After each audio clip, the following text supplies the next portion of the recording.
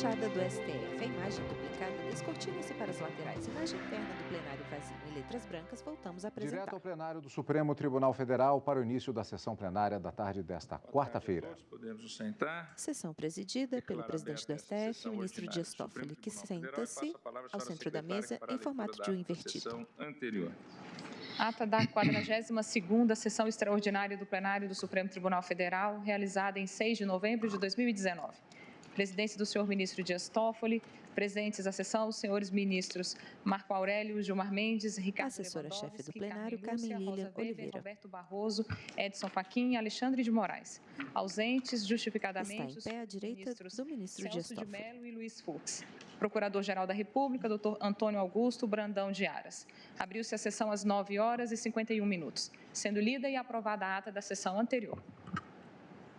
Pergunto se há alguma observação a ser feita. Não havendo, declaro a ata aprovada.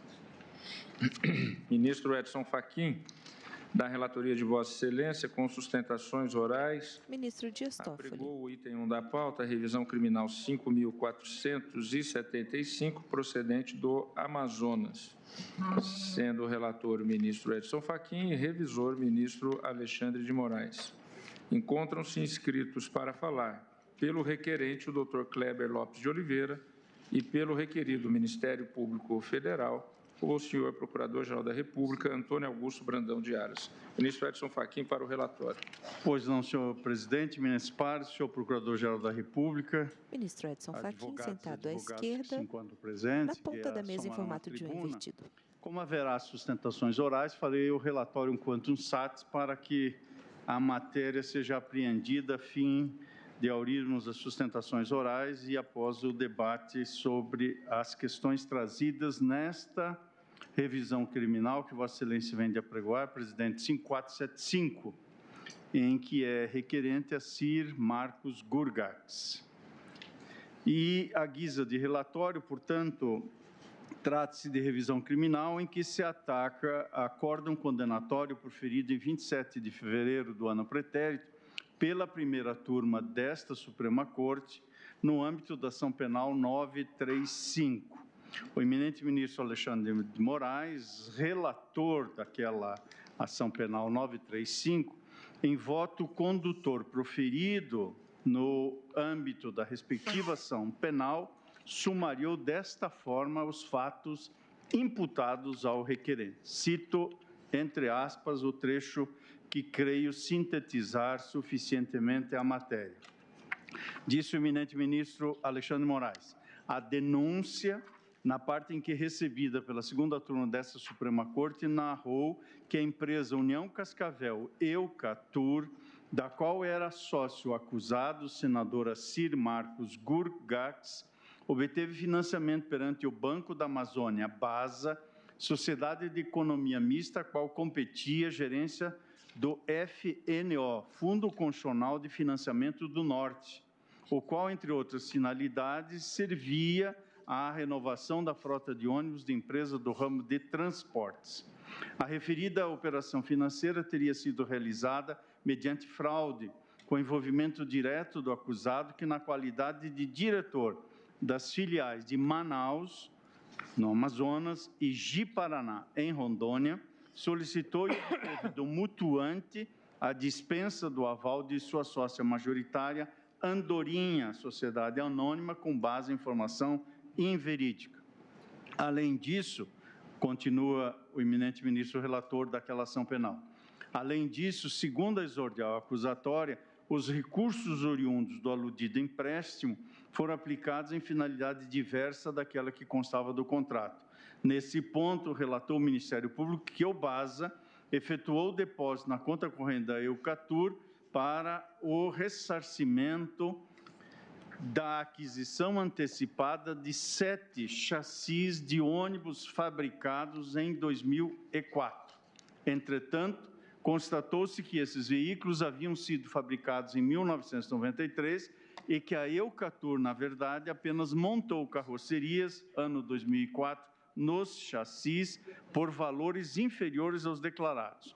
Consignou a denúncia também que o acusado, para tal fim, falsificou alguns dos documentos fornecidos ao banco no âmbito dessa operação financeira, e aqui fecho aspas da citação que faço do voto do eminente ministro relator. E acrescento que nesta sede revisional, o que se narra é que o requerente foi condenado pela prática do delito previsto no artigo 20 da Lei 7492 de 86, a pena de 4 anos e 6 meses de reclusão em regime inicial semiaberto.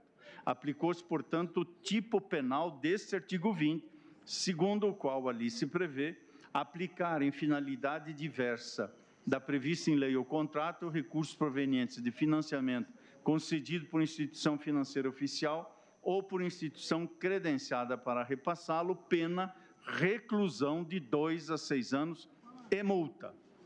Adiciona ainda a guisa de relatório que, nesta ocasião, ou seja, nesta revisão, eminente presidente, senhores ministros, o ponto central diz respeito à fixação da pena, é o debate central desta ação de revisão.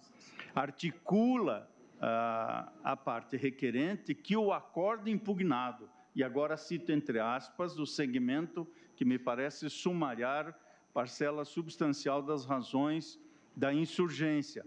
Parte dos elementos do próprio tipo penal, melhor dizendo, articula a requerente que o acordo impugnado parte de elementos do próprio tipo penal e considera elementos que não encontram qualquer amparo nos autos para estabelecer uma pena base no elevadíssimo patamar de 4 anos e 6 meses, ou seja, estou lendo trecho da inicial, ou seja, mais do que o dobro da pena mínima, o que revela ofensa ao texto do artigo 59 e à evidência dos autos e, portanto, permite a proposição da presente revisão criminal, meio hábil para sanar os equívocos acima mencionados, fecho aspas. Enfatiza ainda a parte requerente que o acordo, cuja desconstituição parcial postula, e cito de novo entre aspas, o acórdão sopesou 3 circunstâncias judiciais desfavoráveis ao postulante: culpabilidade, circunstâncias do crime e consequências do crime, o que, de forma surpreendente, resultou na fixação da pena base no patamar de 4 anos e 6 meses, ou seja, 2 anos e 6 meses acima do patamar legal. Fecho aspas da citação. E acrescento que ainda o requerente sustenta que as circunstâncias judiciais, no caso em questão, em nada extrapolam o usual da imputação.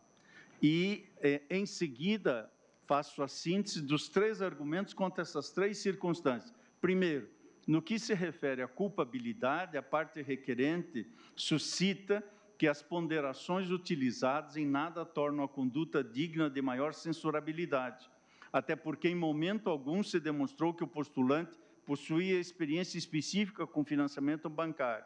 Agrega ainda que não se pode ter como válido o argumento de que o fato de ser experiente tornaria mais censurável sua conduta à luz do princípio da igualdade.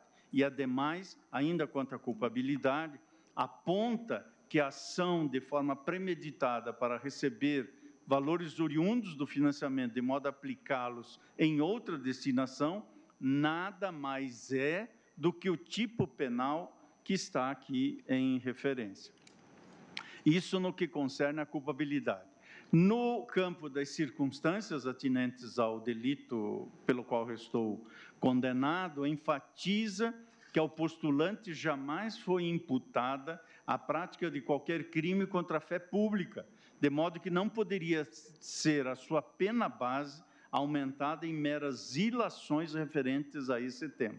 E ainda na visão da defesa, agora em sede de revisão, sustenta-se que, se a falsificação houvesse ocorrido, deveria ser aplicada a consunção ao caso, de forma que o crime meio seria absorvido pelo crime fim e não a utilização desse elemento para aumentar a pena imposta à hora requerente.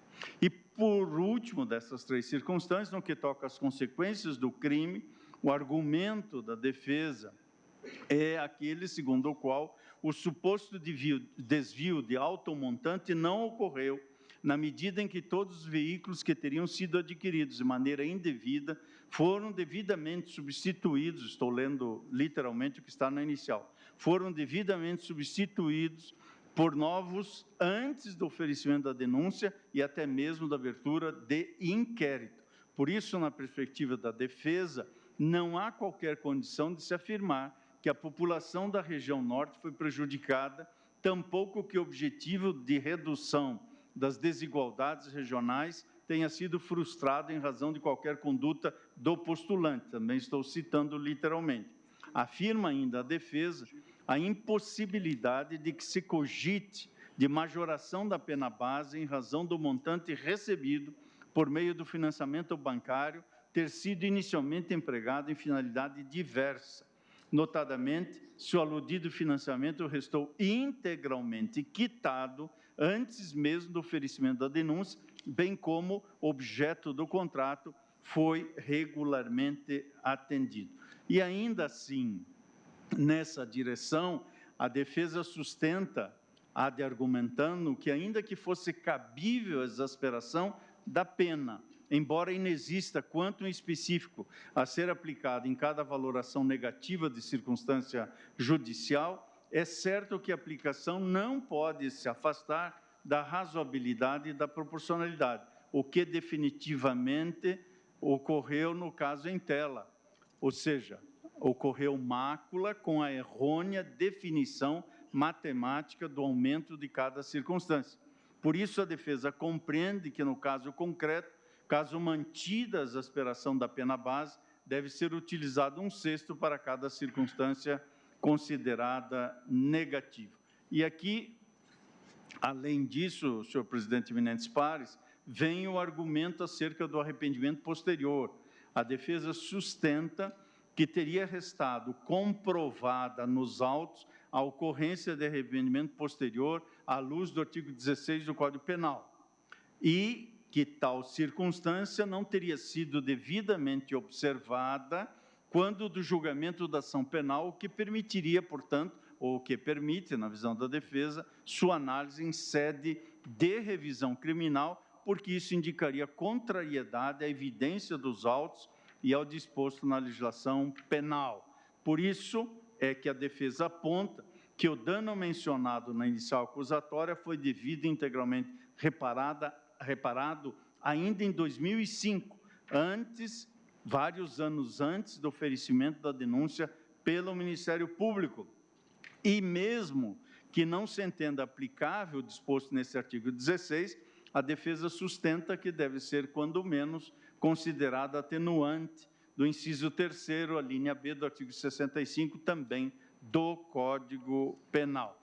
Vem um conjunto de argumentos sobre em sede, melhor dizendo, da tutela de urgência, e aqui reproduzo no relatório os diversos requerimentos que a parte requerente faz, ou seja, afastar a avaliação negativa das circunstâncias judiciais, as 3 que já mencionei, culpabilidade e consequências do crime e circunstâncias do delito. Subsidiariamente, requer o redimensionamento da pena base, com aplicação de fração menor, conforme já expus muito sucintamente, e, por fim, reconhecida a aplicabilidade ou do artigo 16, ou, quando menos, aplicar a atenuante a qual já me referi.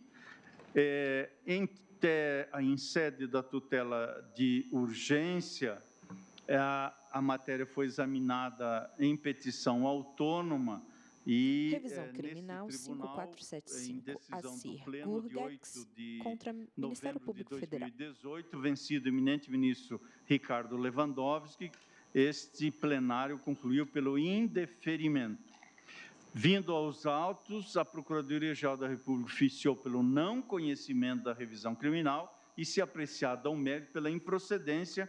E aqui eu resumo os 6 argumentos fundamentais, ou que fundamentalmente são trazidos pelo Ministério Público e que, por certo, também serão objeto da sustentação oral do senhor Procurador-Geral da República, sustentando, portanto, isso que acabo de dizer, em preliminar ou não conhecimento, e, se conhecida a ação, pela sua improcedência.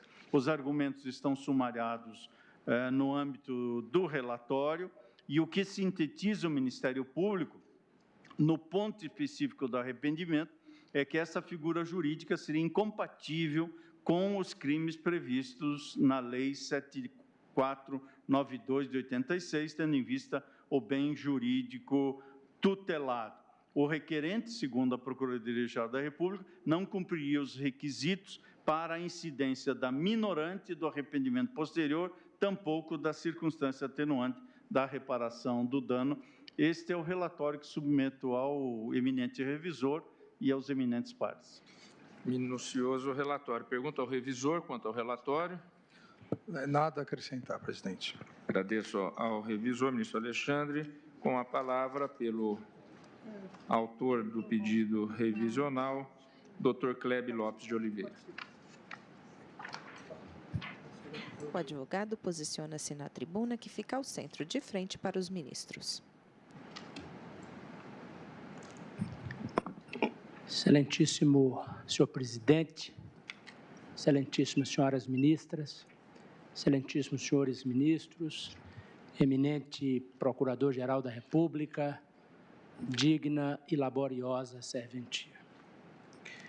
Senhor presidente, uma das características marcantes da jurisdição é exatamente a sua definitude, não é? E esta Sustentação definitude oral, se Cleber aperfeiçoa Lopes de com a Oliveira. ocorrência da coisa julgada. Mas em terras democráticas, não é, presidente, o absoluto só existe na fé. E bem por isso a Constituição Federal previu a hipótese da revisão criminal exatamente para desconstituir a coisa julgada, não é? É bem verdade que o Constituinte não usa exatamente a expressão revisão criminal no artigo 5º, mas toda a doutrina e toda a jurisprudência se encarregam de alojá-la exatamente ali no âmbito do artigo 5º. O mesmo artigo 5º, não é, presidente, que assegura o direito de acesso à jurisdição como mais uma garantia fundamental do homem. Código de Processo Penal, de modo geral, e o regimento interno do tribunal, de modo específico, regulam as hipóteses de cabimento da revisão criminal. E STF julga pedido de revisão de pena contra o senador Assir Gurgax, condenado em ação penal no STF. Constitucional que se submete à exigência apenas do trânsito em julgado desfavorável ao réu. Os argumentos lançados pela douta Procuradoria-Geral da República para defender o não conhecimento da revisão se confundem com o próprio mérito da revisão. Penso eu, com a devida vênia, não é, que atendidos os requisitos específicos para o ajuizamento da ação revisional, saber se houve ou se não houve erro judiciário, presidente, saber se houve ou se não houve erro no julgamento proferido pela primeira turma, é exatamente o tema de fundo da revisão e que deve ser examinado sob pena, com a devida vênia, de ofensa exatamente da garantia fundamental de acesso à jurisdição do plenário do Supremo Tribunal Federal. Por esses fundamentos, não é, presidente, parece-me, com a devida vênia, que a revisão deve ser admitida para que o mérito seja efetivamente examinado. Muito bem, presidente. Dito isso, a hipótese fática, conforme circunstanciadamente relatado pelo eminente ministro relator, é de um contrato de financiamento celebrado entre o Banco da Amazônia e a empresa Eucatur. O volume desse contrato, presidente, conforme expressamente nos autos, era de mais de 19 milhões de reais. Num primeiro momento, houve o depósito de R$ 1.550.000 para o ressarcimento da aquisição de 7 ônibus. Veja, nós estamos falando de um volume de 19 milhões e de um depósito inicial no valor de R$ 1.500.000. Esse depósito, segundo a denúncia, teria sido feito para ressarcir a aquisição de ônibus novos. E, na verdade, tempos depois foi verificado pelo banco, presidente, que 7 ônibus desse universo de 19 milhões, 7 ônibus não eram fabricados ou não haviam sido fabricados no ano de 2004, que era o ano da celebração do contrato. E aqui uma informação importante, não é, presidente? O acórdão reconhece isso, os autos reconhecem isso de maneira incontroversa, e eu faço o registro porque penso importante. Ônibus, não se compra ônibus montado, ônibus se compra o chassi e a carroceria de forma separada. As carrocerias desses ônibus eram novas, mas os chassis eram reformados, de modo que o prejuízo efetivamente deduzido diz respeito apenas à diferença entre a aquisição de chassis novos em relação aos chassis usados. Mas aqui, presidente, a denúncia é categórica em dizer que houve uma diferença de R$ 1.432.000 em relação ao valor depositado e o valor correspondente à aquisição dos chassis usados. Muito bem. Como dito pelo eminente relator, o artigo 20 tem como penas mínima e máxima 2 a 6 anos de reclusão. O acórdão condenatório pela pena condutora do eminente ministro Alexandre de Moraes estabeleceu uma pena de 4 anos e 6 meses de reclusão, considerando, no particular, a culpabilidade, as circunstâncias e as consequências do delito como vetores suficientes para a elevação da pena base. O eminente ministro Fux e o eminente ministro Marco Aurélio, por sua vez, fixaram a pena no patamar de 2 anos e 6 meses de reclusão. Então, veja, presidente, a revisão criminal não pretende, é fundamental entender isso, não pretende rever o mérito da condenação. A revisão criminal, embora até pudesse defender isso em alguma medida, esse argumento não seria suficiente para justificar o ajuizamento da excepcional via revisional. O que a defesa sustenta? Erro na aplicação da pena, presidente, não só no que diz respeito à fixação da pena base, mas, sobretudo, na inobservância de causa obrigatória de diminuição de pena residente lá no artigo 16 do Código Penal. Vejam, Vossas Excelências, que o Ministério Público, e eu começo, presidente, pelo artigo 16, o Ministério Público defende a não incidência do artigo 16 nos crimes descritos na Lei 7492, ao fundamento de que esses crimes seriam formais e, sendo formais, não exigem a ocorrência do resultado para a sua consumação. Presidente, me parece, com toda a vênia, que esse não é o ponto central dessa discussão. Discutir se o crime é formal ou se não é formal não resolve a discussão que nós estamos a propor. Vejam, o crime formal, por conceito, é aquele que não exige a ocorrência do resultado, sabemos todos, mas nada impede que no crime formal haja a ocorrência do resultado naturalístico. E aqui não é a defesa que diz que houve um resultado naturalístico, não é a defesa que diz que houve um dano à instituição bancária, é a inicial acusatória. E é a mesma inicial acusatória que diz que houve, além do dano, houve uma reparação. O eminente ministro Fux chega a ponderar isso no voto lavrado lá na ação penal originária. Sua Excelência reconhece que houve a reparação do dano? Ora, o fato de ser crime formal, repito, insisto nisso, porque esse argumento, claro que se estivéssemos diante de um crime formal clássico, em que não tivesse havido resultado nenhum no mundo naturalístico, por óbvio, nós não poderíamos pretender a reparação como causa de diminuição de pena, porque não estaríamos efetivamente diante de uma hipótese de reparação. Mas aqui não. Aqui a denúncia ofertada pelo eminente Procurador-Geral da República de então é categórica em dizer que houve um dano à instituição bancária no plano imediato e no plano mediato também um dano ao sistema financeiro. E é esse dano, eminente ministro Fux, que está relatado na denúncia e que o acórdão reconhece como existente, tanto reconhece como existente, presidente, que nas consequências do delito, o eminente ministro Alexandre de Moraes anota que as consequências são graves porque houve o desvio de R$ 1.500.000, R$ 1.430 e alguma coisa. Ora, essa consequência, esse aspecto material do crime, ainda que estejamos a tratar de um crime formal, ele existiu no mundo fenomênico, ele existiu, está descrito, houve de fato um prejuízo, houve um dano inicial e houve a pronta reparação, presidente, lá em 2005 ainda. De maneira que negar a incidência do artigo 16 apenas porque estamos tratando de um crime formal por conceito, sem levar em consideração que nos crimes formais também há possibilidade de resultado, naturalístico, me parece efetivamente uma ofensa ao texto expresso do artigo 16, porque o artigo 16 é causa obrigatória, não é causa facultativa de diminuição de pena. E o eminente professor Badaró, de quem tivemos o privilégio de colher um parecer, ele anota que se trata de um instrumento de política criminal que, de um lado, propicia inegável benefício ao réu, com a redução da pena, e de outro beneficia a vítima, que mais rápida e facilmente obtém a reparação do dano causado pelo delito. Então, vejam, o legislador assim quis estabelecer o quê? Havendo a reparação do dano nos crimes praticados sem violência ou grave ameaça, e aqui, presidente, há um aspecto relevante. O artigo 16, ainda que devesse estar situado no âmbito, no capítulo da aplicação da pena, e não na teoria do crime, ele está situado na parte geral do Código.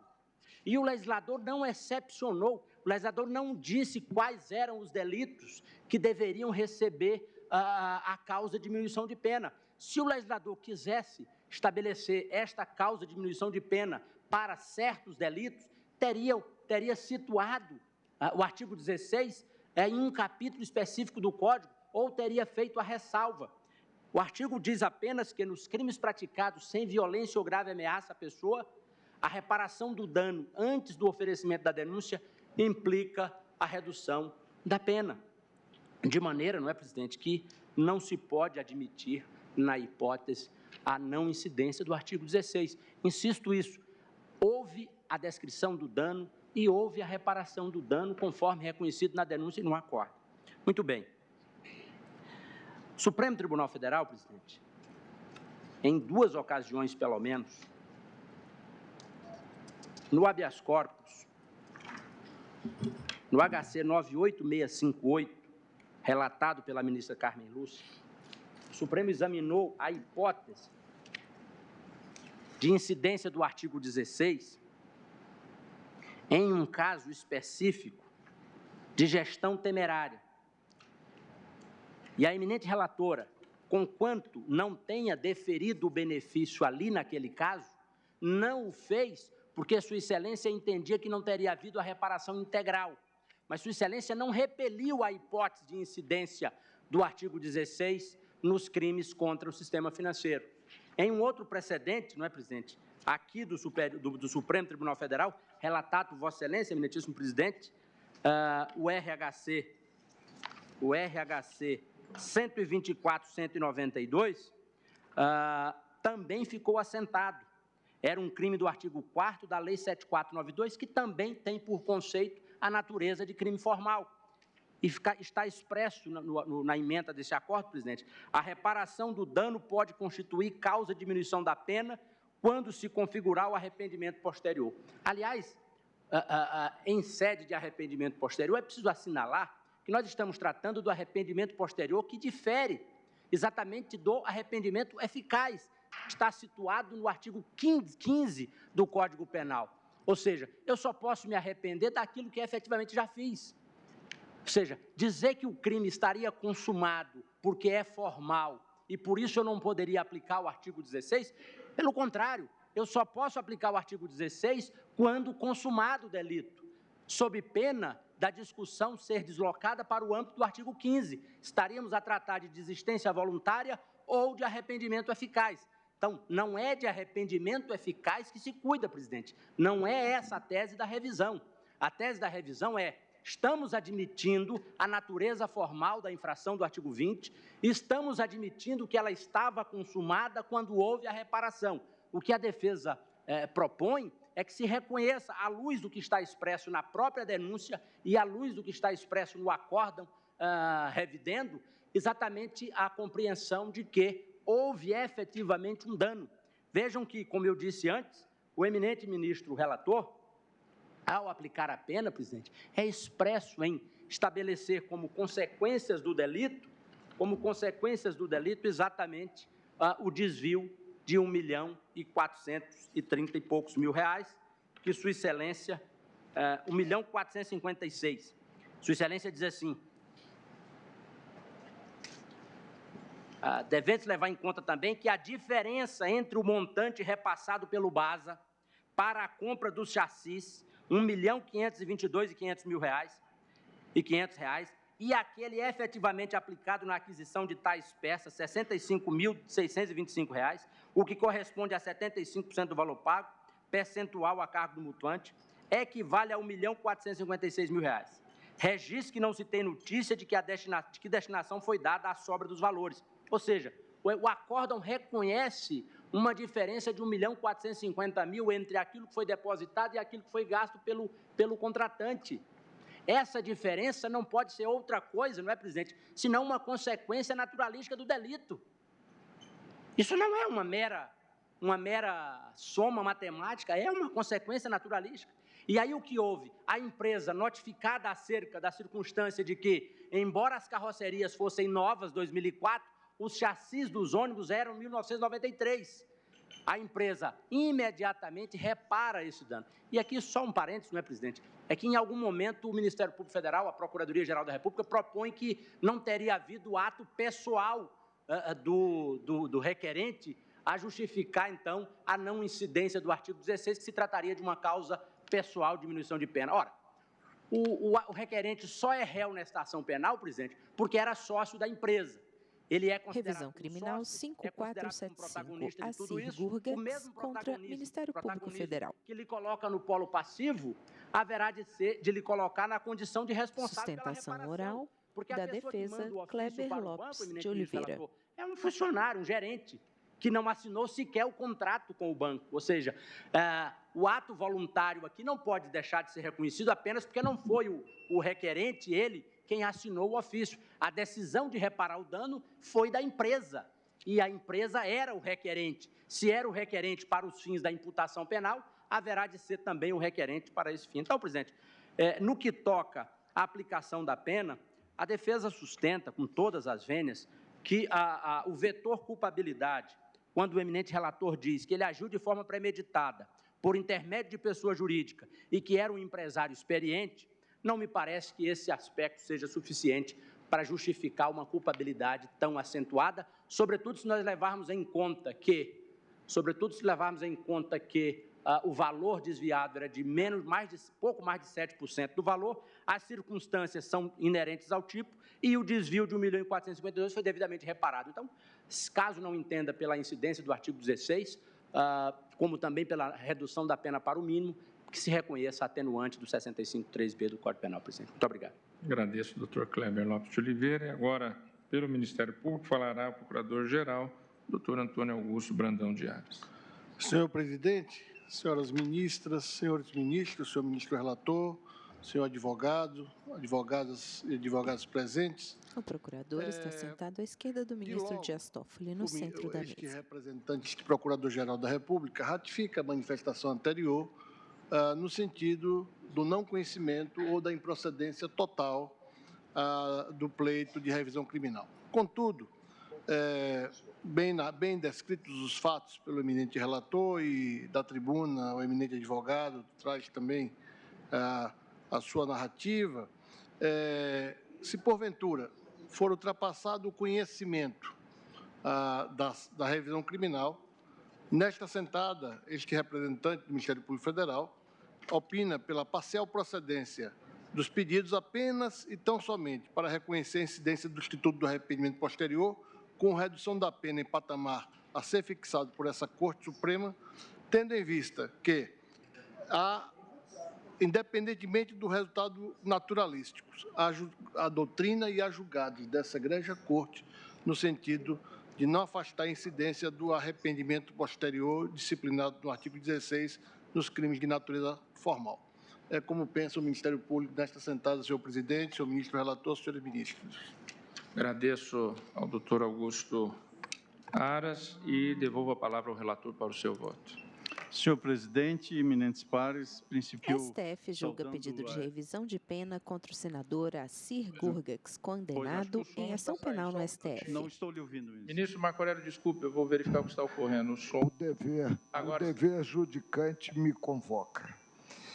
E Ministro Marco Aurélio, à direita.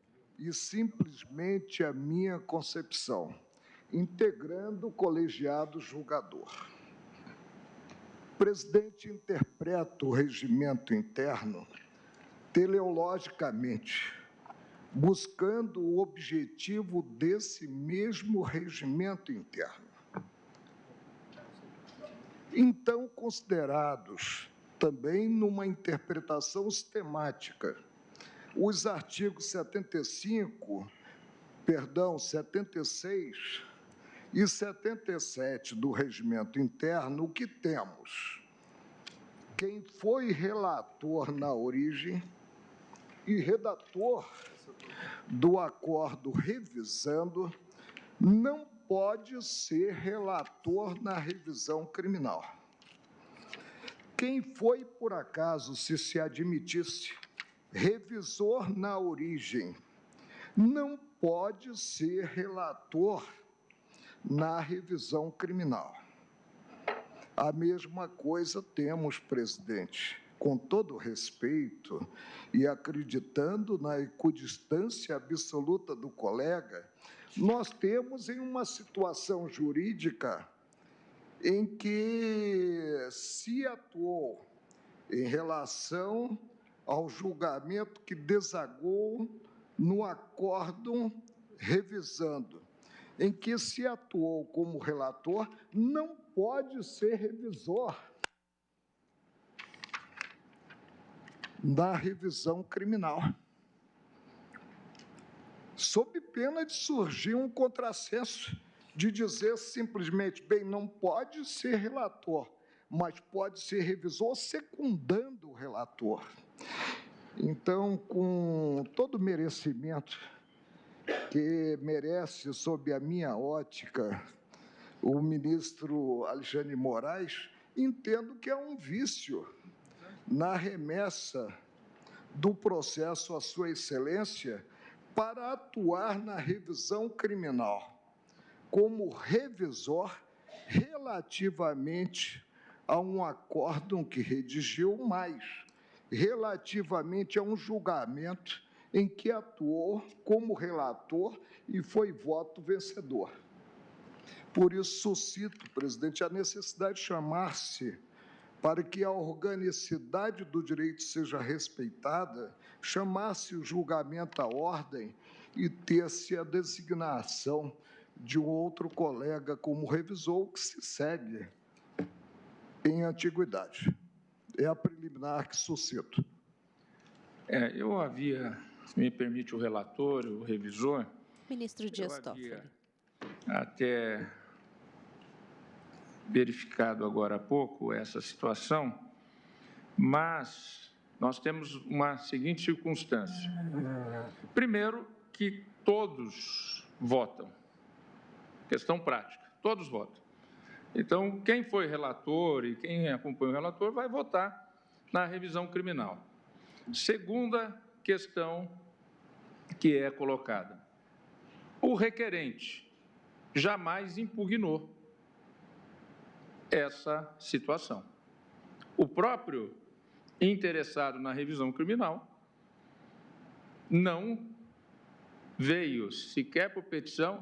Mas é matéria conhecida. Imagem aproximada do ministro Edson Fachin. Sim. Observância do Ministro Marco regimento Aurélio. interno quanto à distribuição. Imaginemos que tivesse havido a distribuição da revisão ao ministro relator no julgamento da ação penal na turma. Esse vício poderia ser desconhecido do colegiado? Ministro Marco Aurélio, olha para o presidente do E STF. pela vez primeira me defronto com a matéria, e me defronto de improviso, porque logo que apregoado o processo, quando Sua Excelência, o ministro relator, se referiu Aponta para o ministro Edson Fachin. Revisando, né, tive presente que Sua Excelência, o revisor da revisão criminal, não há redundância, né, teria atuado como relator e redator do acórdão revisando. Eu só, na qualidade de presidente, pedindo desculpas aos eminentes colegas por adiantar essa Ministro posição. Dias Toffoli. Eu já, além dessa questão que eu já disse, não houve impugnação por parte do interessado. Segunda questão que eu coloco, né?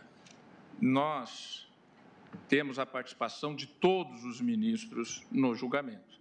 Ou seja, o relator irá votar de toda sorte. Terceira questão, e aqui, se o eminente ministro Marco Aurélio levanta essa questão de ordem por analogia, eu também levanto por analogia, porque eu fui neste plenário... Presidente, não levanto por analogia, levanto considerada, como eu disse, a interpretação teleológica e sistemática dos artigos 76 e 77 do Regimento Interno. O Código de Processo Civil de 2015 aboliu a figura do revisor na ação rescisória. Eu trouxe aqui várias questões relativas a prazos processuais no âmbito criminal para que esse plenário decidisse se contaria o prazo do Código de Processo Penal ou o novo CPC. Eu votei no sentido de se aplicar os prazos do Código de Processo Penal e não o do novo CPC. Fiquei vencido. Não foi o contrário. Não, foi exatamente, foi o contrário. E na reclamação. Então, o que nós temos aqui, né? Nós temos exatamente que não há mais a figura do revisor sequer em ação rescisória. Eu penso que também é na ação revisional. Senão, nós vamos ter aqui decisões que vão ficar intermináveis. Absolutamente intermináveis.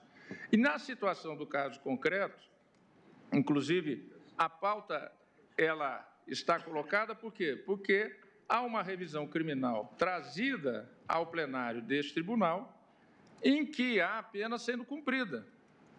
Ou seja, ao fim e ao cabo, se nós não enfrentarmos a questão, acabará sendo exaurida o cumprimento da pena e a revisão não vai ser julgada. Se nós formos redistribuir a questão para o novo revisor, mas obviamente que inicialmente eu verifico que o ministro revisor Alexandre de Moraes quer fazer uso da palavra, mas inicialmente, diante da questão de ordem colocada, eu como presidente, eu mantenho a posição da distribuição do que foi pautado sem impugnação do requerente e passo a palavra inicialmente ao relator, depois ao revisor, doutor Kleber.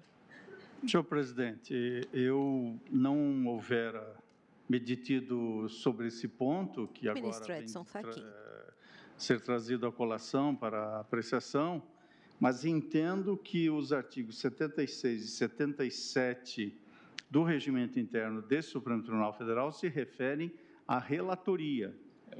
E não à figura jurídica do revisor. Portanto, acompanho com a devida vênia a Vossa Excelência no sentido da regularidade tanto da atribuição da relatoria quanto da revisão por parte do eminente ministro Alexandre de Moraes.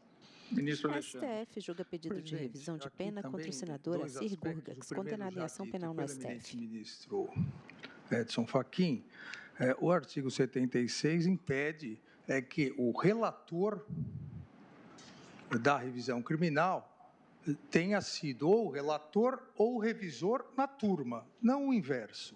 E o segundo ponto, com todo respeito à posição colocada, essa questão já está, inclusive, preclusa no plenário, porque no dia 12 de setembro, agora desse ano, nós julgamos a revisão criminal 5.480 do mesmo réu, relator ministro Fachin, eu como revisor, e não houve, nem por parte do advogado, nem por parte de nenhum dos ministros, o caso absolutamente idêntico, por unanimidade, o agravo regimental contra a revisão foi afastado, ministro Fachin, relator, e eu, revisor, ou seja, o próprio plenário entendeu que não havia nenhum problema em relação a isso.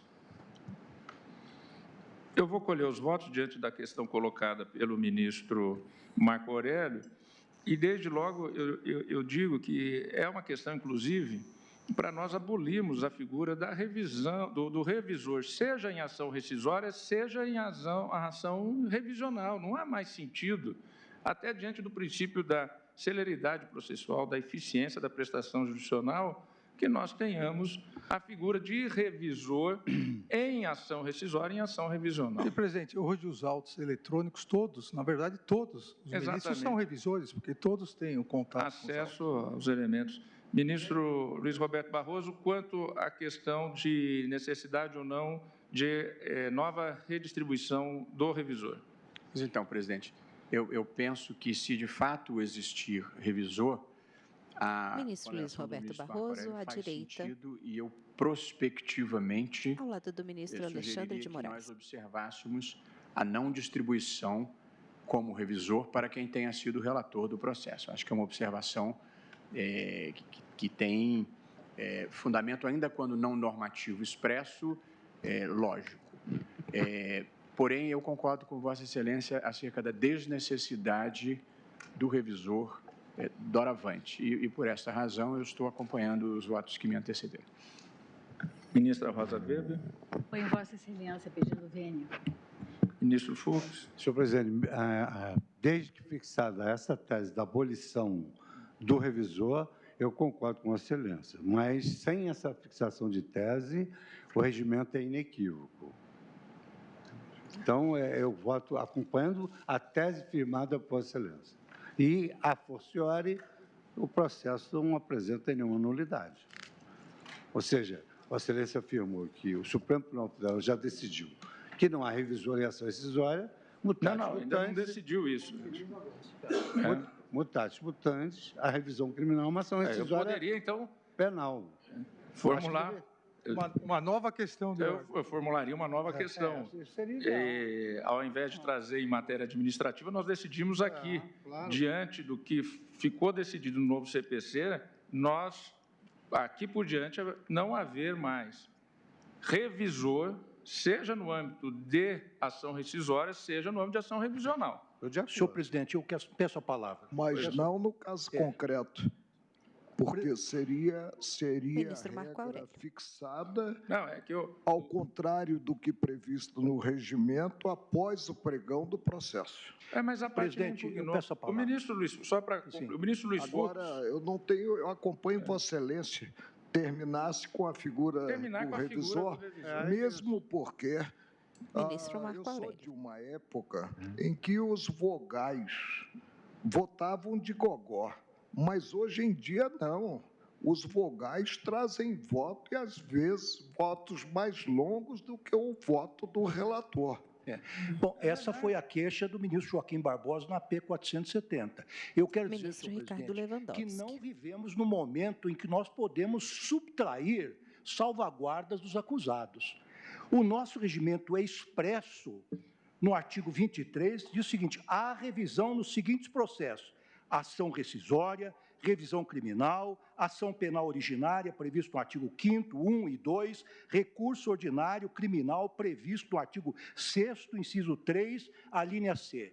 Nós não podemos, senhor presidente, sobretudo no momento histórico conturbado que nós vivemos, permita-me terminar o raciocínio, fazer ablação de garantias, de salvaguardas daqueles que são acusados criminalmente e julgados perante o Supremo Tribunal Federal, a bem de uma pretensa data vênia celeridade. Eu queria dizer a Vossa Excelência, aos eminentes pares, que o artigo 25 estabelece que o revisor tem competências relevantíssimas. Por exemplo, inciso 1º, sugerir ao relator medidas ordinatórias no processo que tenham sido omitidas. Vejam a importância do revisor. Quer dizer, muitas vezes, até por excesso de trabalho, o relator pode deixar de determinar alguma diligência. Segundo, confirmar, completar ou retificar o relatório. 3, pedir dia para julgamentos feitos aqui, nos quais estiver habilitado a proferir o voto.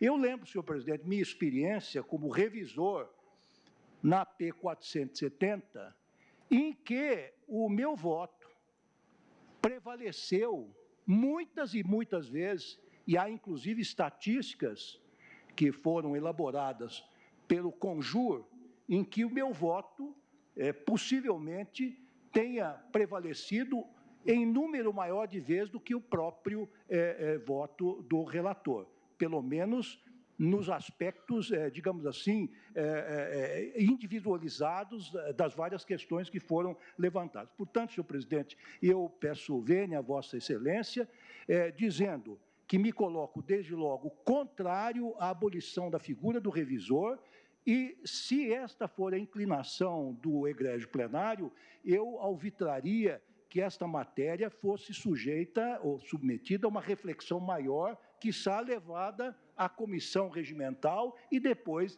levada à discussão mais ampla, não no caso concreto, na emoção, inclusive, que esse caso concreto suscita, pelo plenário administrativo da Corte. Presidente, só para complementar, que o que o ministro Leonardo Luiz Fux diz respeito importante, a revisão na ação originária. Sim. Não é revisão criminal nem ação rescisória ou revisional.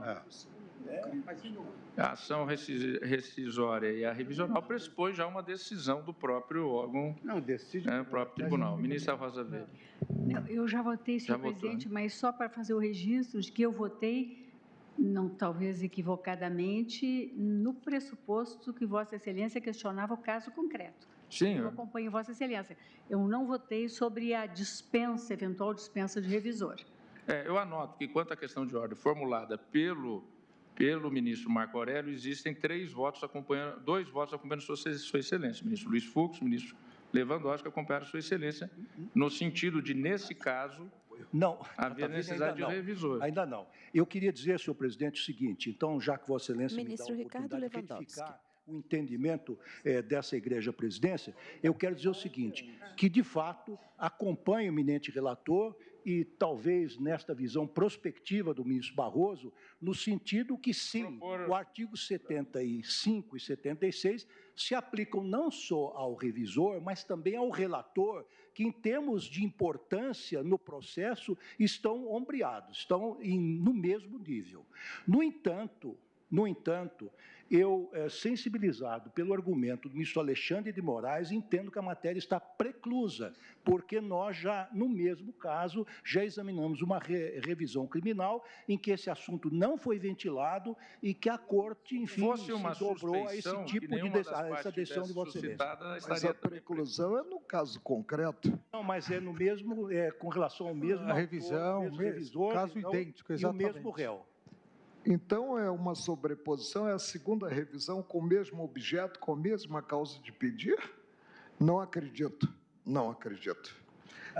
Porque estabeleceríamos, então, o pressuposto negativo de desenvolvimento válido do processo, que é a coisa julgada. Aquela não foi conhecida, agora a tentativa é conhecimento. Eu anoto que a suspeição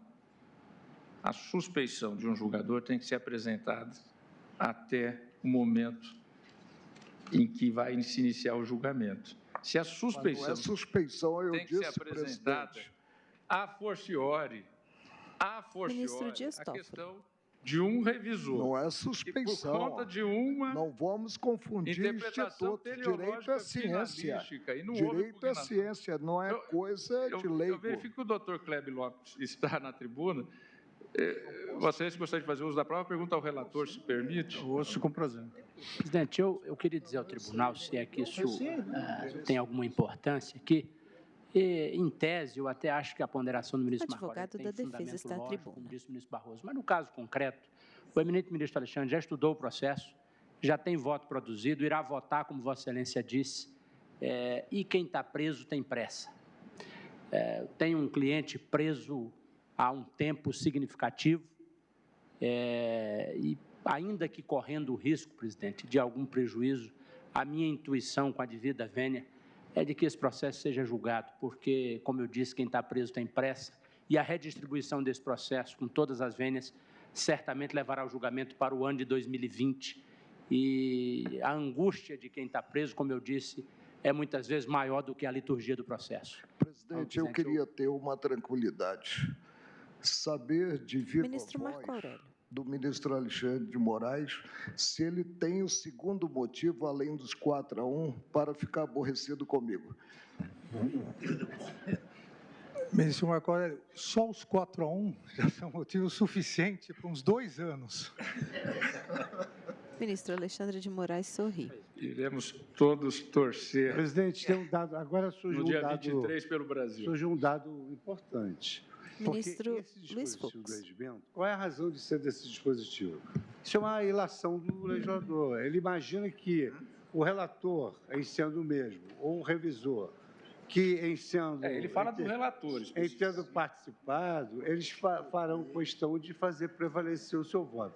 Então, a razão é muito parecida com a suspeição e impedimento. Mas isso é pró-réu, e o réu da tribuna abriu mão disso. Então, está resolvido o problema. Como eu disse, não havia impugnação até o início do julgamento. Mas, enfim, a questão de ordem foi formulada por um colega, continuou colhendo os votos. Ministra Carmen Lúcia. Senhor presidente, já acompanho Vossa Excelência, não sem encarecer que, como já foi aqui acentuado, no momento oportuno, no espaço oportuno, acho que essa matéria não ad hoc, como lembrou aqui o ministro Gilmar, haverá de ser trazida e resolvida de forma definitiva. Mas, neste caso, estou acompanhando Vossa Excelência. Eu vou depois propor à Comissão de Regimento que, especificamente, analise a possibilidade, não na ação penal, ministro Lewandowski, mas na rescisória e na revisional criminal, nós abolimos a figura do revisor. Mas isso para uma apresentação futura. O ministro Ricardo Lewandowski já votou, o ministro Gilmar Mendes. Então, eu proclamo que é formulada a questão de ordem pelo ministro Marco Aurélio no sentido de redistribuição do processo em razão dos artigos 76 e 77 do regimento interno por conta do revisor ter sido relator na turma. Por maioria, o tribunal entendeu que, no caso concreto, não era necessária essa redistribuição diante das circunstâncias específicas, vencidos, no caso concreto, o ministro Marco Aurélio e o ministro Luiz Fux. E o ministro... Barroso falou que... Não, em parte... Não, que no caso concreto não, mas que futuramente. Futuramente nós analisamos isso administrativamente. Nesse mesmo sentido, eu estou na mesma linha do ministro Barroso. Já vista a manifestação do advogado abrindo mão de uma prerrogativa pró-réu, eu acompanho Vossa Excelência. Mas então, eu exatamente penso que é um direito indisponível, mas eu penso na linha do ministro Alexandre Moraes, nesse caso, e com devido respeito pelo argumento do ministro Marco Aurélio, houve preclusão. Então, em razão de preclusão no caso concreto, vencido o ministro proponente, o ministro Marco Aurélio, a questão de ordem foi resolvida no sentido da continuidade do julgamento. Passo, então, a palavra novamente ao relator para o voto. Pois não, senhor presidente. Volto àquele intervalo entre o sujeito e o verbo, isso que não havia chegado no predicado da primeira oração do voto. Eu dizia, então, que estamos em sede de ação penal constitutiva negativa, que se propõe a debater o tema da dosimetria da pena. E, por isso, em meu modo de ver, de início, cumpre apontar que estamos a tratar de um remédio processual que visa salvaguardar e conciliar a juridicidade da prestação jurisdicional e a segurança jurídica decorrente dos pronunciamentos emanados do Estado juiz. Por isso, tal como o ilustre advogado suscitou da tribuna, cumpre tratar desde logo do tema atinente à coisa julgada, porque estamos efetivamente diante de uma garantia com assento constitucional e que atua, inclusive, como limitador expresso da própria atividade legislativa. Entretanto, e também aqui como exposto na tribuna, conquanto haja a imutabilidade das explicitações jurisdicionais tidas como definitivas e que espelhem a necessária segurança jurídica, esse interesse pode ceder em situações efetivamente graves que legitimem tal proceder. Por isso, a ação revisional e também aqui foi mencionado o professor Gustavo Henrique Badaró, é um processo reparatório de erro judiciário.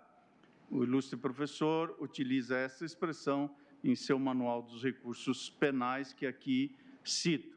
Ou seja, em situações excepcionais, é possível, em tese, autorizar-se a desconstrução do comando jurisdicional acobertado pelo manto da coisa julgada material. E isto se dá tanto na esfera civil quanto no campo que estamos aqui a tratar, que é o âmbito processual penal. Claro, com a diferença, como se sabe, que a revisão criminal não se submete às mesmas condicionantes da ação rescisória, do que, exemplo flagrante, o prazo decadencial para a rescisória. E, nesse sentido, portanto, ao principiar o voto, saliento que a definitividade da decisão penal exige, ou exibe, melhor dizendo, nesse campo processual penal, contornos próprios se produzirem em favor ou em prejuízo do réu, embora em ambas as hipóteses depreenda-se uma preocupação voltada, em maior ou menor grau, a prestigiar a segurança jurídica. Como se sabe, a coisa julgada penal, se regularmente constituída em favor do acusado, não se submete a causas de rescindibilidade, e isto com acento enfático na impossibilidade de emprego no sistema processual penal brasileiro da revisão criminal pro societate. Trata-se do que a doutrina, ou ao menos parte da doutrina, chama, por convenção, de coisa soberanamente julgada. Essa impossibilidade de revisão da coisa julgada formada em favor do réu, por evidente, também não se transporta à ambiência cível. Com isso, estou querendo dizer que há um regramento específico acerca dos meios de desconstituição da coisa julgada material penal e da coisa julgada material não penal. Ainda que com tais peculiaridades, esse cenário, em meu modo de ver, não confere ao condenado direito subjetivo de fora da destinação legal do meio de impugnação perseguir, por outras vias, a desconstituição do título penal condenatório. Ou seja, a coisa julgada penal excepcionalmente admite desfazimento, mas desde que preenchidas as hipóteses taxativamente previstas no artigo 621 do Código de Processo Penal e que, no âmbito do Supremo Tribunal Federal, estão reproduzidas no regimento interno respectivo e que, como se sabe, é regimento esse que tem status de lei, eis que é ditado por esta Corte com base em poder normativo primário que lhe for expressamente conferido pela emenda constitucional número 1 de 69. E, a propósito disso, o inciso 1º do artigo 263 do regimento interno desse tribunal admite a revisão pelo tribunal de processos criminais findos quando a decisão condenatória for contrária ao texto expresso da lei penal ou contrária à evidência dos autos. É o que a defesa, nesse caso, sustenta, ou seja, sustenta a ocorrência dessas hipóteses revisionais que configurariam decisão condenatória contrária ao texto expresso da lei penal ou contrária à evidência dos autos. Não há dúvida no que diz respeito à taxatividade dessas hipóteses. Essa taxatividade está exposta na sempre lembrada pela professora Ada Pellegrini Grinover, na obra sobre recursos no processo penal, em coautoria com Antônio Magalhães Gomes Filho e Antônio Escarance Fernandes, reconhecendo que os vícios que admitem a revisão devem ser extremamente graves e, em casos excepcionais, taxativamente arrolados pelo legislador. É a mesma linha suscitada pelo professor, já citado, Gustavo Henrique Badaró, ao afirmar que as hipóteses de cabimento da revisão criminal são previstas nos incisos do artigo 621 do Código de Processo Penal, tratando-se de um rol taxativo. Portanto, estamos diante da excepcionalidade de admissão de pleito revisional, a fim de se observar a envergadura constitucional da coisa julgada.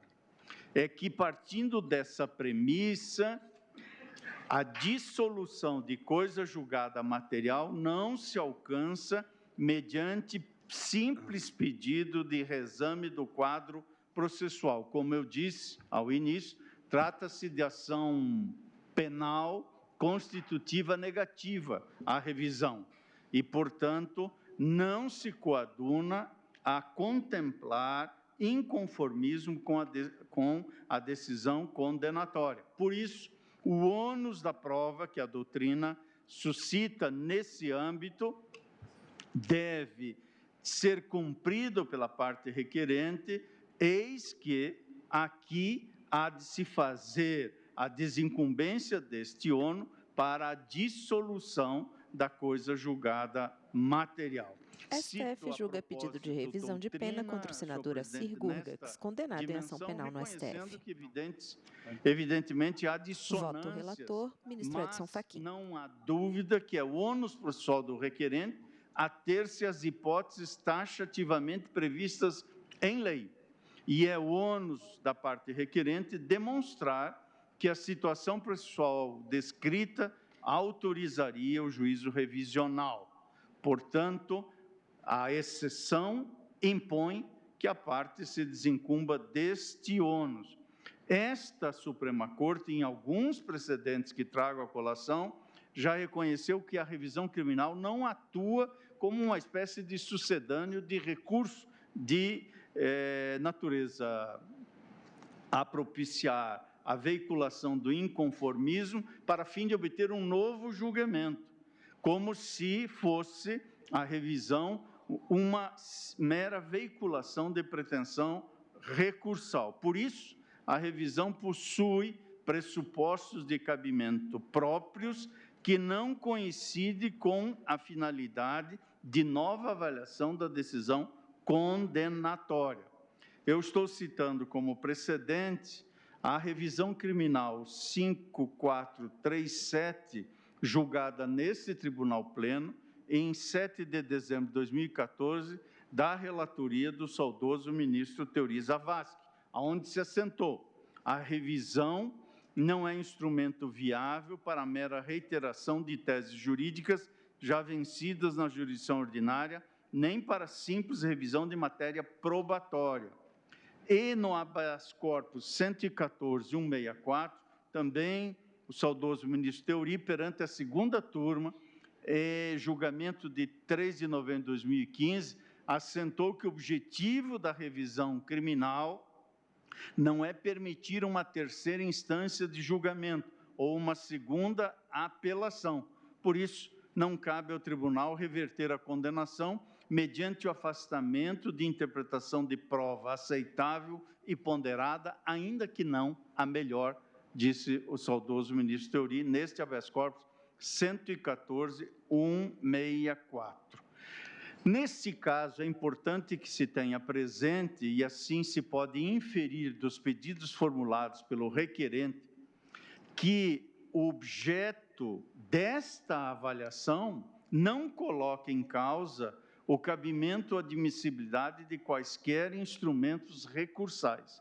Nada obstante, no contexto das ações penais originárias de competência dos órgãos fracionários desse Supremo Tribunal Federal, a revisão criminal não funciona como instrumento hábil a tão somente submeter ao Tribunal Pleno a insurgência defensiva nas eventuais hipóteses em que preclusos ou incabíveis embargos infringentes. Em suma, não cabe revisão criminal para puramente se perseguir a submissão das decisões das turmas ao plenário, mas, sobretudo, cabe para salvaguardar a regularidade da tutela jurisdicional em casos efetivamente graves e taxativamente previstos na ordem normativa como passíveis deste reexame na ambiência revisional. Portanto, o Tribunal Pleno não funciona como uma instância recursal destinada ao reexame das compreensões da turma. Ainda que não se possa quedar-se indiferente ao argumento de eventual inviabilidade de juízo revisional de determinados aspectos do pronunciamento condenatório, esse cenário, ao meu ver, apenas reforça o acerto da decisão majoritária tomada por esse Tribunal Pleno no que toca à redução do foro por prerrogativa de função na ambiência desta Corte. Essa temática, aliás, STF julga pedido de revisão de pena contra o senador Assir Gurgax, condenado em ação penal no foi STF. expressamente ferida pelo eminente ministro Luiz Roberto Barroso no contexto do exame da tutela provisória antecedente número 5, tutela essa que aqui funcionou como medida preparatória à presente revisão criminal. Portanto, especificamente quanto ao cabimento da revisão, reitero que, nos termos do artigo 263 do Regimento Interno desse Supremo Tribunal Federal, e considerando as hipóteses sustentadas pela defesa, exige-se, desincumba-se a parte requerente da demonstração de ofensa a texto normativo ou a evidência dos autos, circunstâncias que, além de simples juízo de incorreção ou inadequação da resposta jurisdicional, pressupõe vulneração direta à legalidade. Cito doutrina nesta ordem de ideias do já mencionado ilustre professor Gustavo Henrique Badaró, para assentar em acréscimo que a guarida desse meio de impugnação pressupõe que a conclusão condenatória, ao invés de fruto de discricionariedade regrada e de persuasão racional, tenha decorrido de ilegalidade, afeta a verdadeiro desprezo da prova dos autos ou ainda de inobservância de expressa previsão ou prescrição legal.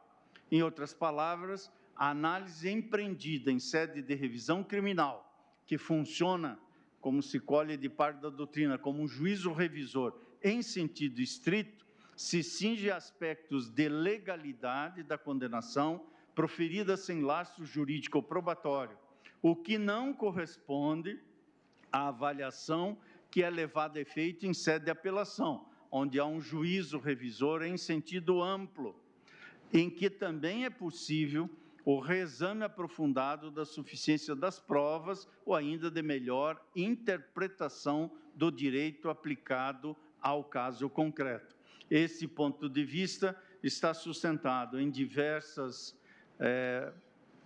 manifestações doutrinárias que aqui cito, como também no já mencionado habeas corpus 114.164, aonde se assentou que não cabe ao tribunal reverter a condenação mediante o afastamento de interpretação de prova aceitável e ponderada, ainda que não a melhor.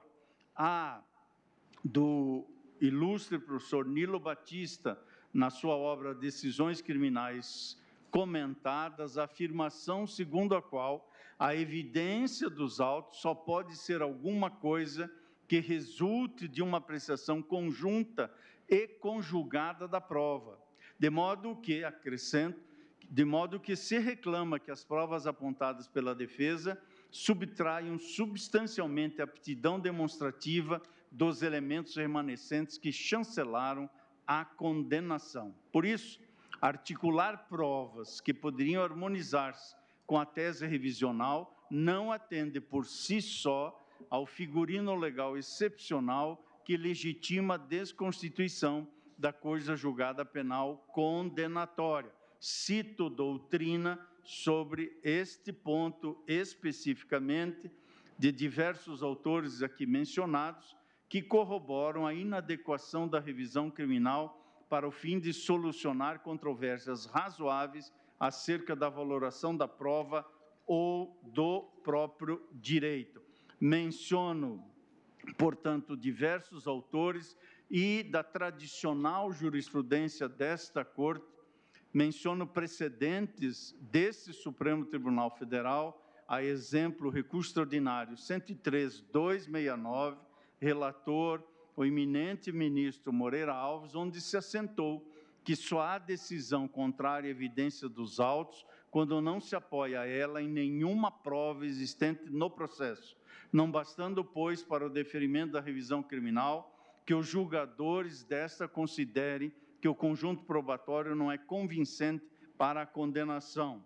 Nesta mesma direção, o recurso extraordinário 87.004, da relatoria do ministro Cordeiro Guerra e estou citando, portanto, a tradicional e já fundada jurisprudência que aqui se assentou, e reproduzo trechos desses julgamentos, nomeadamente do recurso extraordinário 87004, tratando precisamente da inaptidão da revisão criminal para o fim de equacionar controvérsias razoáveis acerca do acerto ou desacerto da valoração da prova e da aplicação do direito, ou da aplicação do direito, resguardando o seu cabimento da revisão em homenagem à coisa julgada material, às hipóteses taxativamente previstas no ordenamento jurídico.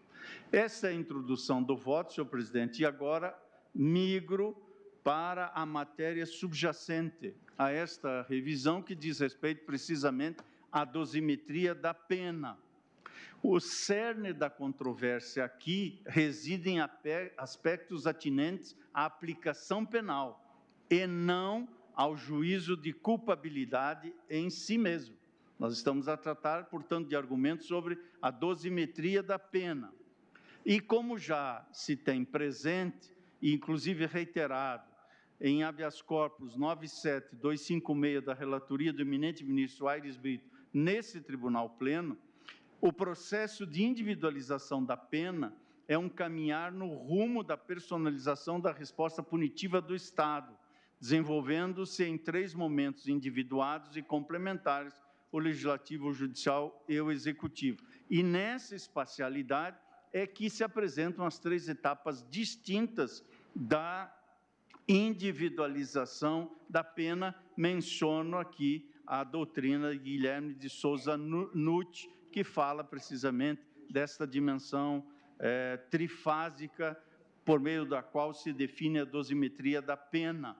E a jurisprudência desse tribunal firmou-se no sentido do reconhecimento que a individualização penal judiciária é composta por critérios de discricionariedade atribuídos ao órgão competente para julgamento da questão, ou melhor, da discricionariedade atribuída. Os critérios são da lei e a discricionariedade que é atribuída ao órgão competente para o julgamento da questão, como se assentou nesse habeas corpus 97.256, segundo o qual a dosimetria da pena é matéria sujeita a certa discricionariedade judicial. O Código Penal não estabelece rígidos esquemas matemáticos ou regras absolutamente objetivas para a fixação da pena. Por isso, quem vota é o ministro Edson Fachin, relator. Com a finalidade de desconstituir parcela da dosimetria da pena, não permite, a meu ver, a reconstrução da discricionariedade atribuída ao órgão jurisdicional próprio, naturalmente competente para essa análise, que neste caso foi a primeira turma.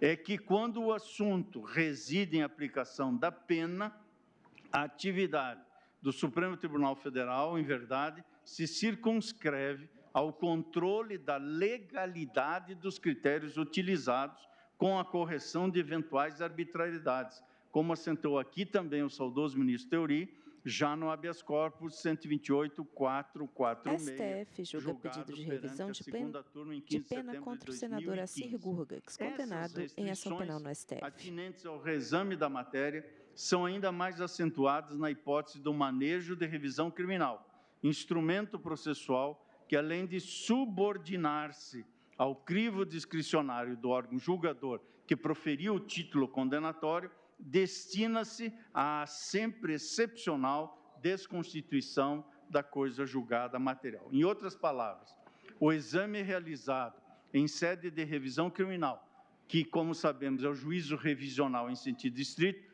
tem alcance limitado, como já mencionei. E esses limites se robustecem na hipótese em que se pretende a renovação da valoração das circunstâncias previstas no artigo 59 do Código Penal, as assim conhecidas circunstâncias judiciais.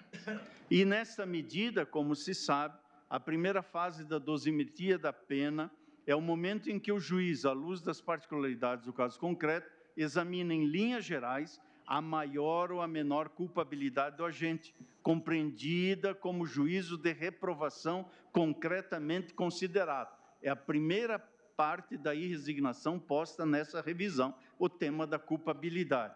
Por isso, eu estou a dizer que o que se assevera no plano dessas circunstâncias judiciais é um desdobramento da culpabilidade que pode projetar-se sobre um vetor essencial na determinação da pena, ou seja, abrange todas as demais circunstâncias previstas no artigo 59 do Código Penal. E aí diz respeito à culpabilidade do agente e às necessidades de prevenção previstas no mencionado dispositivo legal. Eu estou citando o manual dos professores André Calegari e Eugênio Pacelli. E nesta primeira fase da dosimetria da pena, colhem-se as circunstâncias judiciais previstas no artigo 59, não possuindo expressa definição legal, como escreve Guilherme de Souza Nucci, surgindo, em última análise, da avaliação do juiz ao estabelecer a pena base. É claro que não se trata de total desvinculação das circunstâncias judiciais frente à norma legal. A individualização judicial da pena configura tarefa complementar e não coincidente em relação à individualização legal estabelecida no plano normativo. Por isso, a dosimetria da pena decorre precisamente da lei, que combina sanções mínima e máxima ao delito e fixa diretrizes calcadas em critério de reprovabilidade para a fixação da pena base. E aqui a parte requerente discute precisamente o conjunto de circunstâncias que levou à fixação da pena base.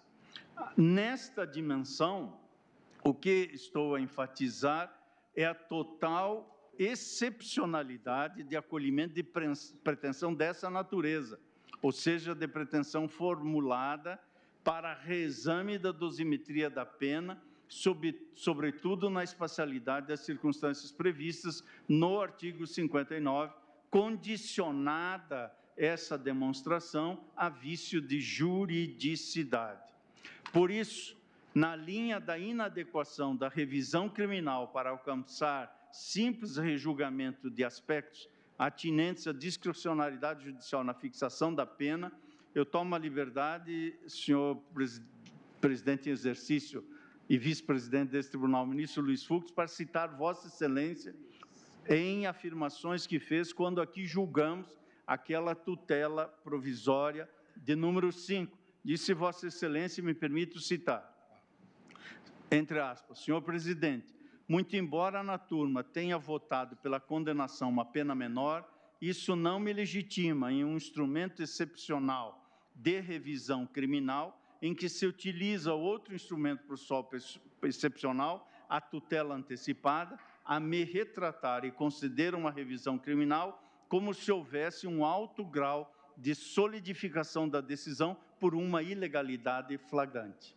E acrescentou Vossa Excelência, infelizmente esse fato foi praticado e sob o ângulo jurisprudencial na revisão criminal 5437 ficou bem claro que esse não é um instrumento apto a fazer rever a dosimetria da pena, cito outros trechos nessa direção da manifestação de Vossa Excelência e agora, mais verticalmente, examino as pretensões nesse sentido que foram veiculadas pela parte requerente e reiteradas de forma sempre escorreita pelo ilustre advogado que ocupou a tribuna. O que é que a parte traz efetivamente aqui? A tese de que, no caso concreto, inexistiriam razões idôneas para justificar a exasperação da pena base deste delito.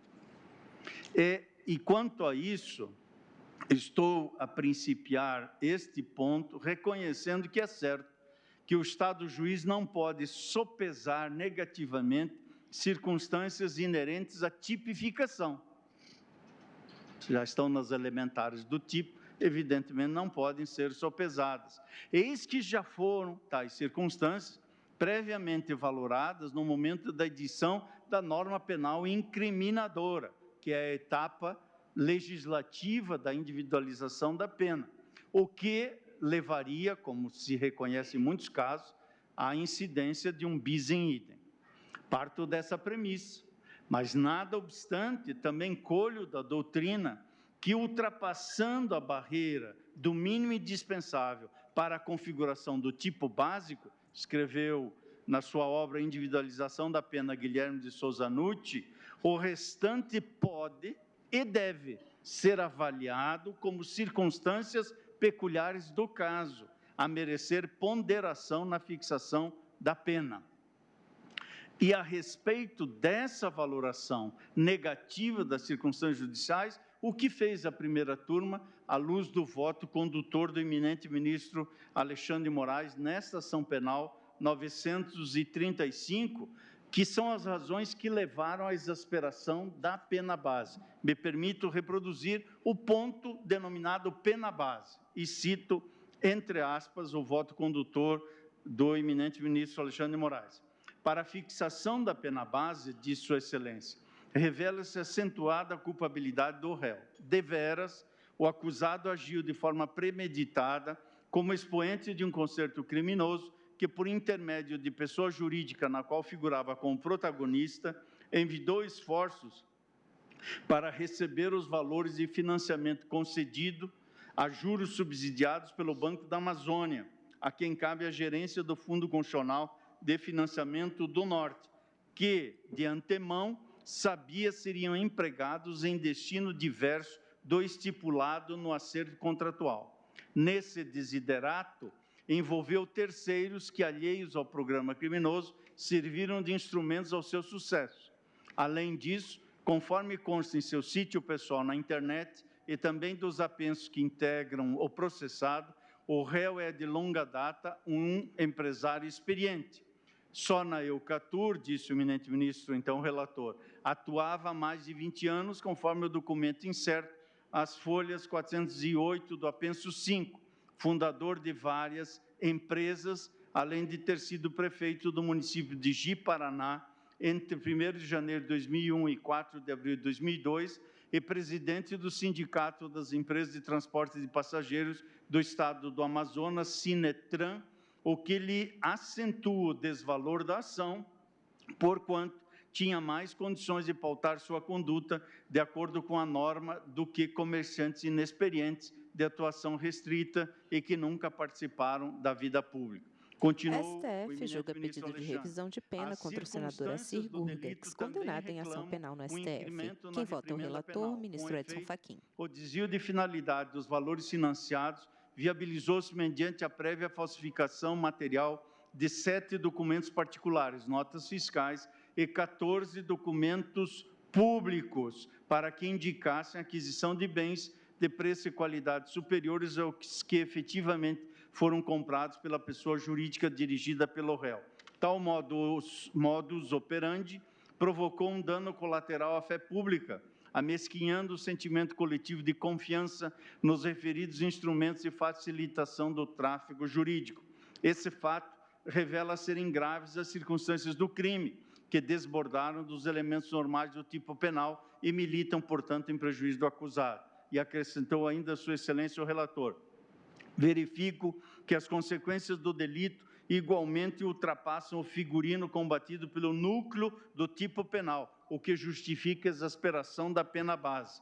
Com efeito, foram desviados valores vultosos, quase R$1 milhão, precisamente R$1.456.875, tomando-se apenas o valor histórico, em 2004, de fundo constituído por recursos públicos com o objetivo de contribuir para o desenvolvimento da região norte e que deveriam ter sido aplicados pelo réu para a compra de ônibus novos a serem utilizados na prestação do serviço de transporte coletivo na cidade de Manaus.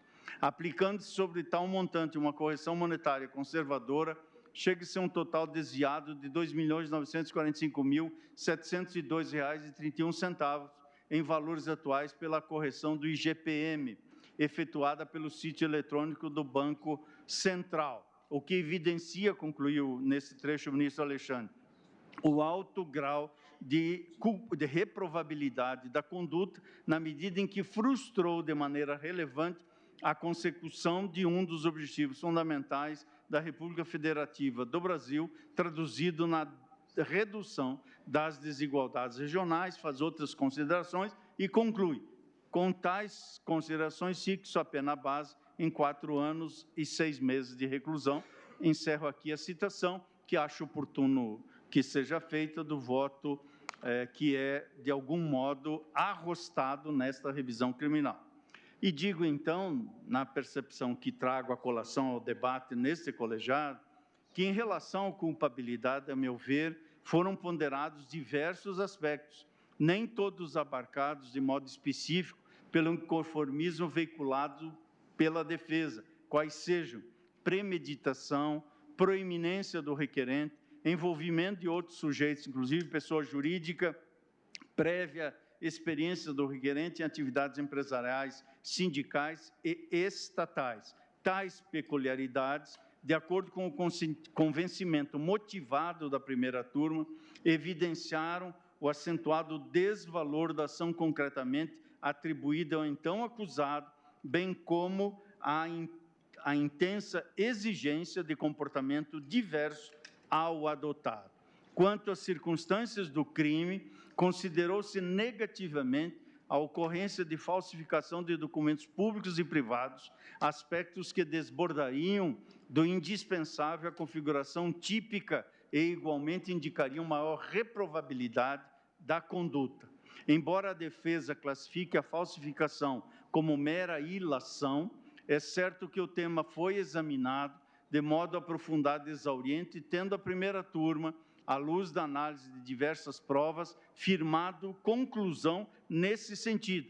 E me excuso da leitura, reproduzo no voto as referências ao conjunto probatório, aos laudos periciais, à prova testemunhal e diversas circunstâncias que aqui foram ponderadas nesse convencimento motivado da maioria formada perante a primeira turma. E digo, adicionalmente, tentando sumariar, que, conquanto a defesa sustente que, se confirmada a falsificação, seria o caso da incidência do princípio da consunção, pontuo que tal critério constitui modo de resolução de conflito aparente de normas, destinado a equacionar questões surgidas em caso de possível concurso de crimes. A consunção, contudo, como se sabe, não impede que circunstâncias que não configuram isoladamente tipos ou ilícitos penais, melhor dizendo, sejam sopesadas na dosimetria da pena, notadamente sob a perspectiva da discricionariedade regrada própria da individualização judicial da pena. No que toca às consequências do crime, enfatizou-se que a conduta, independentemente da liquidação posterior do financiamento, inviabilizou, a menos temporariamente, a devida destinação dos recursos, providência que se insere na seara de fomento prevista em âmbito normativo e contratual. Importa ressaltar que o acórdão atacado reconheceu que a conduta frustrou a aplicação de vultosa quantia, que a tempo e modo teria sido dirigida à política pública específica. Não se tratou, portanto, da afirmação de ocorrência de prejuízo ao Banco da Amazônia ou de asserção vinculada ao inadimplemento da obrigação contraída. O que se salientou, em verdade, foi a ocorrência de consequências especialmente negativas à sociedade, tendo em vista a expressividade econômica dos recursos aplicados de maneira inadequada, o que, como disse, favoreceria a frustração da execução de política pública. O desvalor dessas consequências foi reiterado pelo ministro relator, ministro Alexandre de Moraes, quando aqui se debateu aquela tutela antecipada de número 5, cito Sua Excelência, me excuso da leitura, nesta ordem de ideias. Ministro Fachin, só para um esclarecimento, essa tutela antecipada foi requerida nos autos dessa revisão criminal? Isso. Ministro Luiz Fux, na presidência. A revisão criminal. Tá bem. Note-se que o pedido, ora formulado, ou seja, esta revisão criminal, volta-se contra a parcela da motivação levada a efeito para valorar as circunstâncias judiciais na fixação da pena, pelo órgão competente, qual seja a primeira turma desta Suprema Corte, e, evidentemente, quanto ao desvalor da conduta atribuída ao ora requerente.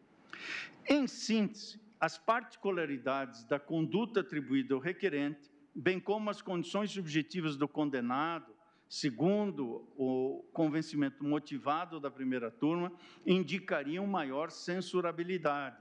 Também se apontou que o modo de realização do delito, notadamente falsificação de diversos documentos públicos e privados, aspectos não indispensáveis do ponto de vista teórico à consumação típica, portanto, do tipo cujo delito foi imputado, essas circunstâncias ensejariam maior reprimenda. E, por fim, apontou-se que, independentemente da ocorrência de dano, a realização delituosa teria gerado consequências negativas em patamar superior ao comumente esperado para infração dessa natureza.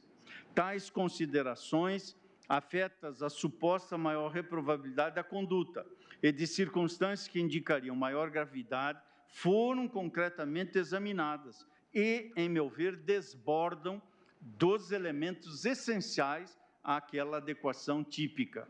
Embora se cogite da correção desse juízo valorativo, tenho como certo que tais conclusões não escapam das balizas da ordem normativa. Com efeito, não se articula ocorrência de ilegalidade substancialmente, cingindo-se o inconformismo da defesa ao campo do acerto ou desacerto da racionalidade fundamentada na avaliação do juízo competente, que, como disse, se insere no escopo da individualização judicial da pena. Por isso, pedindo todas as vênias à ilustrada defesa, a quem, de modo genuíno, há de ser reconhecido o trabalho escorreito levado a efeito, entendo que esta revisão criminal não se presta ao escrutínio da motivada avaliação por parte do órgão competente acerca da exasperação da pena base.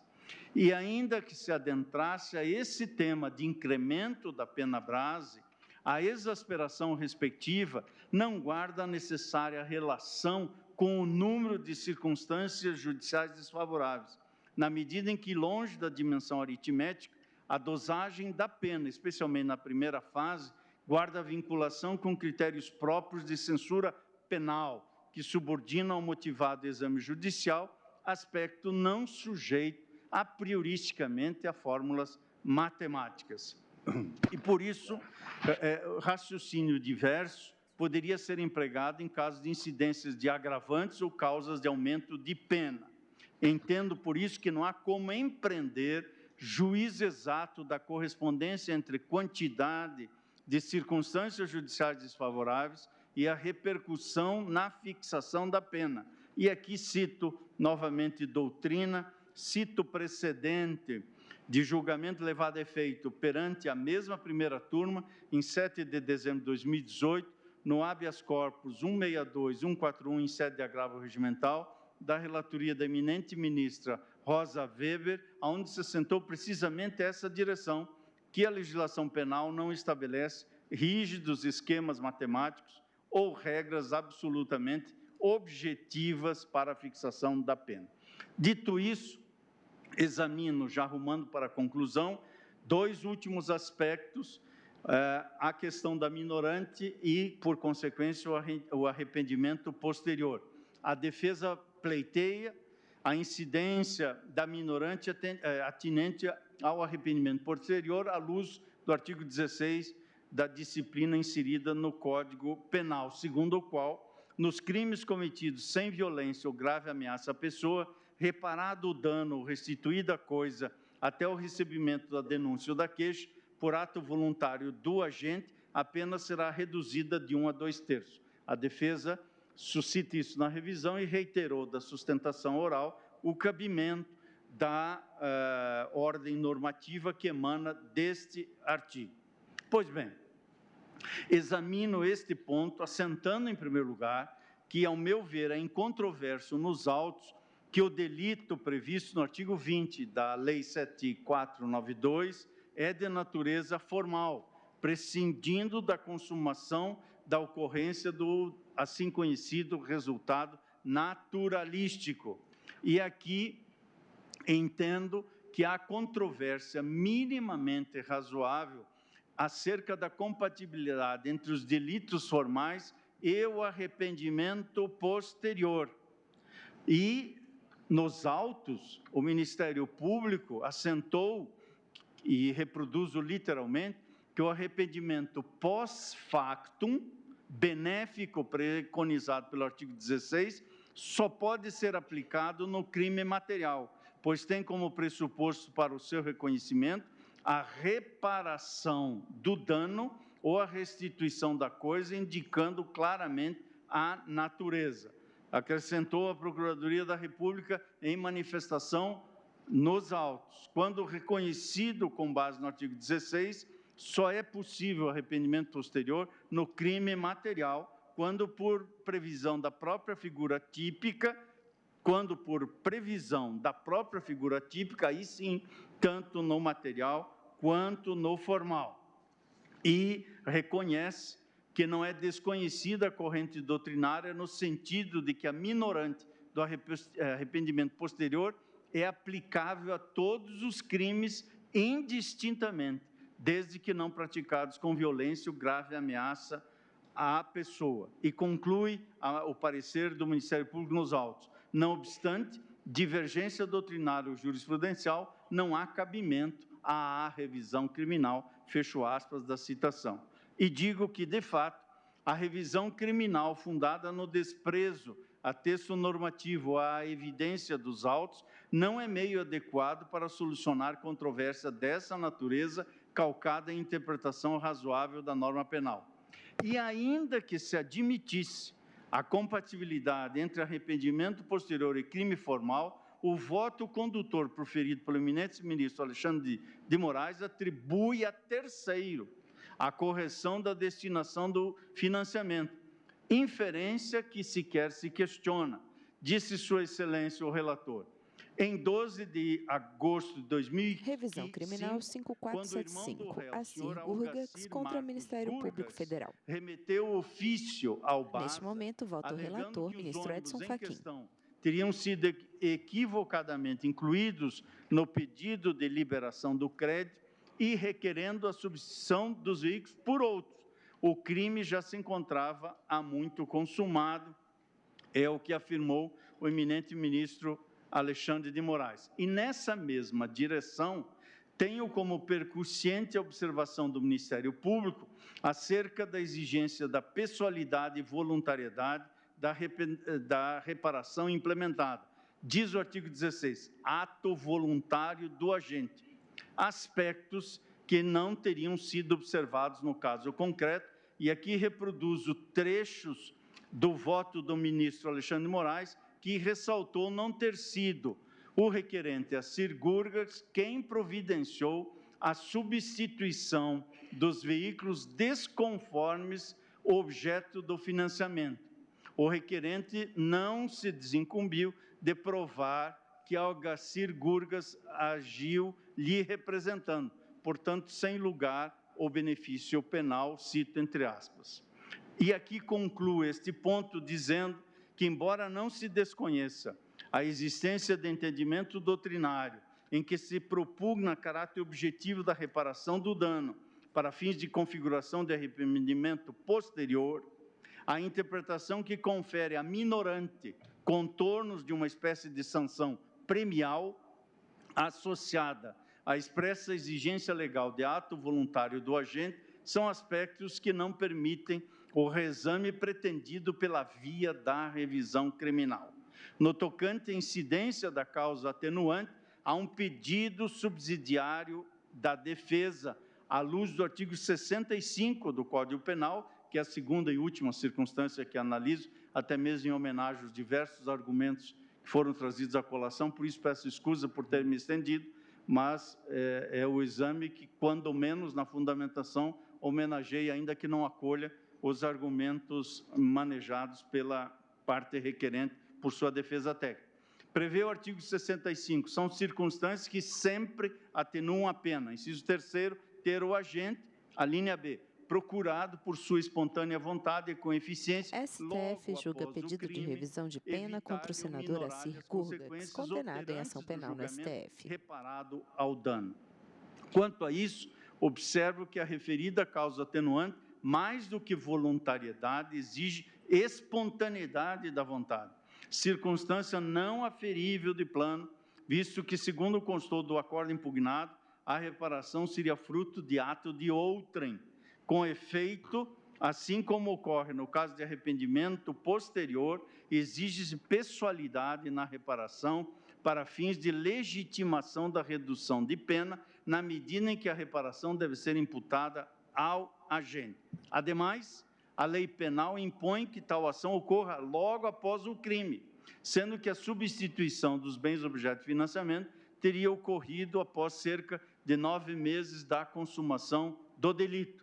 Tenho, portanto, que não há indicação de que a ausência de incidência da minorante do arrependimento posterior, ou mesmo da causa atenuante, tenha desbordado da tarefa imposta ao Estado juiz de individualizar judicialmente a dosimetria da pena, perspectiva que a míngua de configuração de ilegalidade não admite reexame em sede de revisão criminal, que, como já enaltecido, não se presta à revisão a funcionar como método de reavaliação da razoável valoração das provas ou da aplicação do direito. Portanto, entendo que substancialmente está ausente impugnação vinculada ao campo da legalidade estrita. Por essa razão, senhor presidente, entendo que não se perfazem as hipóteses de cabimento da revisão criminal. E, diante do exposto, voto no sentido de não conhecer a revisão criminal e, fazendo mais uma vez a referência genuinamente elogiosa à defesa, é o que trago ao debate a esse juízo colegiado. Nós vamos escolher o voto do ministro Alexandre depois do intervalo, mas parece que o advogado tem alguma matéria de fato para suscitar. Exatamente, uma questão de fato, estritamente de fato. Só para esclarecer que há nos autos o depoimento desta pessoa que assina o ofício. E ele declara expressamente que não foi ele quem confeccionou o ofício encaminhando os ônibus para a substituição. Ele era apenas um gerente que assinou e encaminhou, mas a confecção não foi dele. Tá bom. Então, ministro Alexandre, Vossa Excelência votará depois do intervalo. Então, suspendo a sessão pelo tempo regimental e voltaremos em seguida. Parede de mármore clara ao fundo, bandeira do Brasil à esquerda, brasão ao centro, crucifixo à direita. Procurador-Geral Augusto Aras levanta-se, assim como o presidente em exercício, ministro Luiz Fux.